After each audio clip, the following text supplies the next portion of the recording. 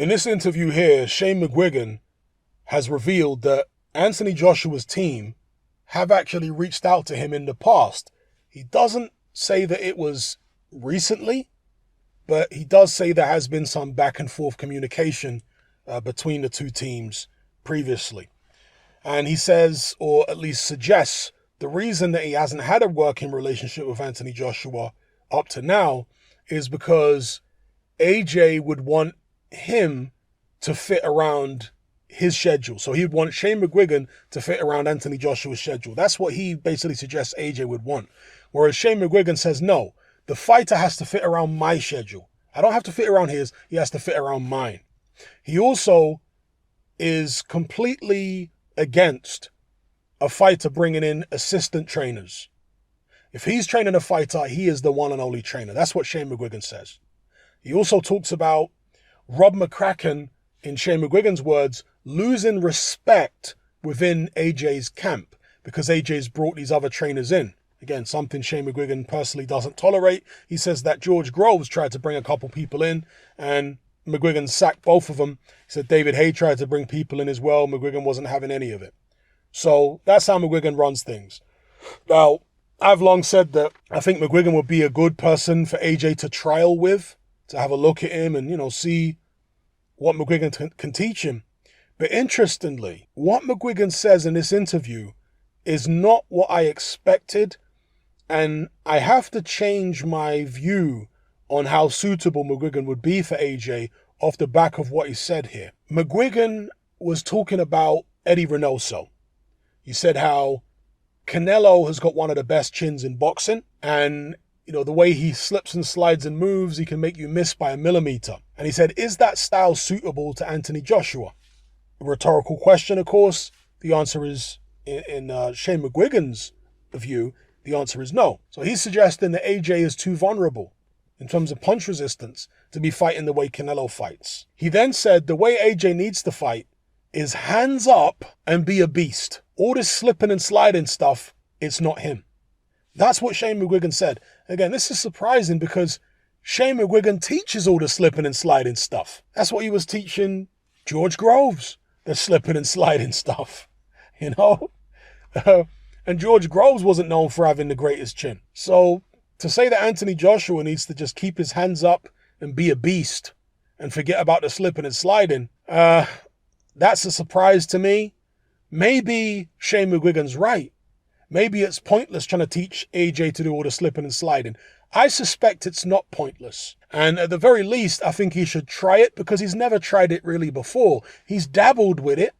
We saw a little bit of it, for example, in the Povetkin fight. Very early on in the Andy Ruiz, the first fight with Ruiz, a bit of slipping and sliding. I think he needs to develop that aspect of his game. So I have to disagree with Shane McGuigan.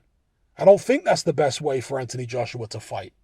At least not against Alexander Usyk. And let me not say at least not against Alexander Usyk, because the Usyk situation is quite complicated. Anthony Joshua could go in there in a rematch of Usyk and just throw the kitchen sink at him. And if he's going to take the immediate rematch, which at the moment it appears he is, that's probably his best course of action. But if he had more time, if he had, let's say, 18 months to fight some other people and then get an Usyk fight at the end of the 18 months, I would personally advise a more nuanced approach rather than just going in there and throwing the kitchen sink at the guy. I think that in 18 months, 2 years, AJ could be taught to replicate similar tactics to what Teofimo Lopez used against Vasyl Lomachenko successfully. I think AJ could do that if he was taught how to do that. And there are a number of trainers out there that I think could teach him that. One of them definitely being Jonathan Banks alongside James Ali Bashir. Okay. And that involves long range technical, although to be fair with to Shane McGuigan, he did say keep it long. He said keep your hands up, be a beast, but throw long punches. To be fair, he didn't talk about throwing short punches up close, exchanging and all this business, because that's of course what got him in trouble against Andy Ruiz. But there is going to be a time for Anthony Joshua to deliver short punches. It's not like he should never throw shots on the inside, like Klitschko, who just would never fight inside at all. No, Anthony Joshua is going to need to fight inside against certain opponents and in certain situations. No doubt. He should not dispense with his inside fighting altogether because he throws very good inside punches. His uppercut, his short hooks and whatever, very good shots. He just needs to know when to throw them kind of shots and against who and in what kind of situations. Yeah, just needs to be a bit more tactically aware. But yeah, I think AJ needs to learn the slipping and sliding stuff. One of the reasons is because when you have better upper body movement and you're just more supple and fluid, you don't have to use as much energy. Keeping your hands up, keeping your structure, keeping your form. You learn how to take breaks without getting on your bike and running around the ring, just by relaxing your shoulders. You understand? This is one of the reasons that Roy Jones, for example, used to dangle his arms down in front of himself because he was actually relaxing. Now, he would disguise it as showboating, or he would disguise it as, some type of misdirection where his opponent is not sure what he's doing. Is he trying to catch me with a leaping left hook? Because his arms could be dangling down by his side and he'd turn that into a left hook and knock you out. Yeah? But Roy Jones would use those moments to relax his shoulders. Roy Jones wasn't a guy that had a tremendous work rate, but when he did work, when he did throw, he had to put a tremendous amount of energy into the bursts because they were very fast and very powerful, you see?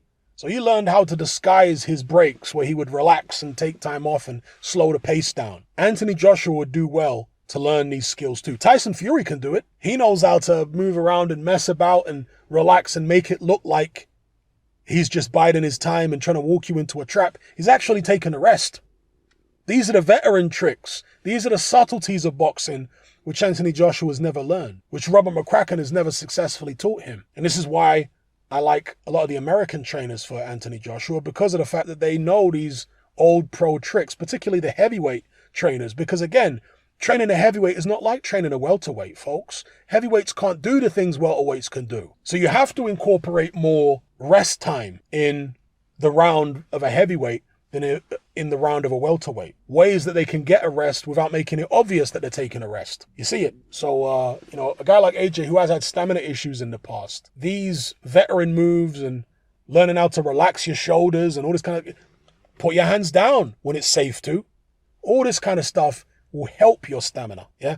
Even Vladimir Klitschko, if you watch Vladimir Klitschko during that 10-year run where he held the titles, he often fought with his left hand down. His hands weren't up, peekaboo style, covering his head all the time. No, Vladimir Klitschko often would dangle his left hand down, yeah? Because he's relaxing. He doesn't want to be constantly tensing his shoulder muscles to keep his hands up. That's tiring. These are the things that people who have trained heavyweights will understand, particularly big guys like AJ and Klitschko, yeah? Guys who have only trained welterweights or mainly smaller guys, they won't understand a lot of this stuff as much. They'll think that the heavyweight should be able to do the same kind of things as the welterweight. No, heavyweight game is totally different. Heavyweights can't throw as many punches. They get tired more quickly. They're usually more vulnerable to being knocked out than smaller guys because as you go up in weight, strength and size increases at a different rate to punch resistance. So, proportionate to size, welterweights tend to take a better punch than heavyweights.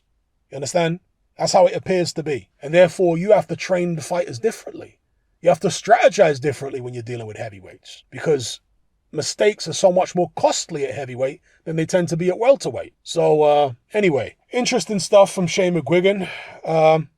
Based upon what he said here, I personally wouldn't advise AJ to go with Shane Mcguigan. I think that one of the American trainers, and certainly Jonathan Banks and James Ali Bashir, one of the good points that Shane Mcguigan does make, though, is he says that Anthony Joshua is suffering basically from indecision. He doesn't trust his own decisions. He doesn't quite trust his team. He doesn't know who to listen to, whether it's this guy, that guy, Rob McCracken. He's confused. There needs to be clarity. There needs to be focus. And AJ is out there looking for the person that's going to give him that clarity. Ultimately, the clarity is going to come from within. You have to trust yourself and your own instincts. Not just in the ring, I'm talking about your instincts about certain people. So I agree with Shane McGuigan when he says you can't have all these different cooks, spoiling the broth. No. You're going to need to have one clear voice and everybody else has to get out the room. And that's it. With James Ali Bashir and Jonathan Banks, they're a team. Okay, so they're not going to be clashing with each other too tough. They work well together, as far as I'm aware anyway. Whereas in AJ's current team with Rob McCracken and all these other people, there seems to be conflict there, and that's no good. Now, as far as AJ trialing all these different trainers, I think he should. Mcguigan is saying that in itself could cause more confusion in AJ's head, and I understand that, but I think he has to. He has to see what's out there. It's a necessary process. But after all this time, he definitely shouldn't say, okay, I want to hire this guy and that guy and the other guy. No. He should go with one guy. Or in the case of Bashir and Jonathan Banks, 2 guys. That's it. Nobody else. You go with one team, one guy, and all these other people, the Angel Fernandezes and all these guys, they might have to take a complete backseat. Just hold the spit bucket or something. Yeah. That's my view on it. Ronnie Shields said he was happy to allow Angel Fernandez to come along, and be part of the team with AJ. I mean, from what I've seen of Angel Fernandez's work, I like it better than Rob McCracken's work, but I don't see how Angel Fernandez will be able to really teach AJ anything that, or much, that the experienced American trainers wouldn't be able to teach him, and they'll be able to teach him even more. So, yeah. I hope AJ trials with Tommy Brooks. That's one person he hasn't been to yet. I think that's definitely worth looking into, the Tommy Brooks as a trainer. And as I say, Ali Bashir and Jonathan Banks too. Let me know what you guys think in the comments below. If you've seen this interview with Shane Mcguigan, do you agree with Shane? I agree with him on certain points for sure. In terms of clarity, in terms of not having too many voices in the corner, in terms of AJ being confused, because he does seem confused. Doesn't trust himself the way that Tyson Fury. I mean, you look at Tyson Fury. When he, I don't want to say left Ben Davison, but he said to Ben Davison that he was going to bring Javon Sugar Hill in. And Tyson Fury was very decisive about that. Ben Davison said, right, if you bring in Javon Sugar Hill in, then I'm going to go. And Tyson Fury said, okay. Fury knew what he wanted to do. He trusted his instincts when it came to Javon Sugar Hill. He said, this is the guy. It's not Ben Davison, it's this guy. He trusted himself, and he made the right decision. Anthony Joshua needs to be able to trust his own decision-making as well. He can't be indecisive the way he is being right now. In the ring and out the ring. Can't be indecisive. Got to be decisive. Got to pick the right guy and go with the right guy. And believe that you've made the right decision in terms of picking the right guy. So, I've got my opinions on who I think the right guy would be. But ultimately, I'm not in AJ's shoes. I'm not in his team. I'm an outsider looking in. I'm looking at AJ's biomechanics. And I'm saying there's a lot more you could do with a guy who has this level of athleticism than just have him put his hands up and do all the basic boxing. There's a lot more you could do with a guy like this. This is not Frank Bruno. This is somebody that is more athletic than that does have the ability to be more fluid and mobile than that. So utilize it. I mean, even when he was on the ropes in that 12th round against Usyk, where he was in trouble, and some people say he should have been stopped, the corner were waving the towel around, but they didn't throw the towel into the ring. Unless you throw the towel into the ring, then it doesn't mean anything. They could be waving the towel around for a number of reasons. Maybe to dry the towel out, maybe to indicate that there's 10 seconds left in the round. I mean, there's multiple reasons why they might wave the towel around. Unless the trainer gets up on the ring apron, which they didn't do, and throw the towel into the ring or wave the towel inside the ring, then it doesn't mean anything. It doesn't mean the fight's being stopped. So anyway, as an aside, when AJ was on the ropes, he was actually slipping and sliding. Did you see that? Away from Usyk's punches. There was actually some fluidity there in terms of his movement. And I think they should expand on that and build upon that.